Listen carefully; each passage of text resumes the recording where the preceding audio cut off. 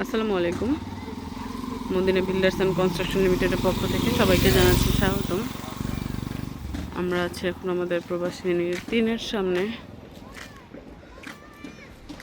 তো এখানে শাটারিংয়ের জন্য কাঠ রেডি করা হচ্ছে এবং দেখতে পাচ্ছেন মাটি ভরাট করা হয়ে গেছে অনেক আগেই, একটুখানি বাকি, এটা হলেই শেষ।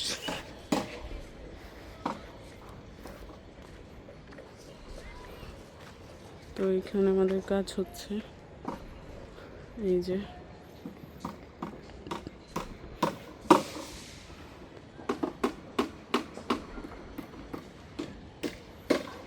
ওই যে আমাদের এক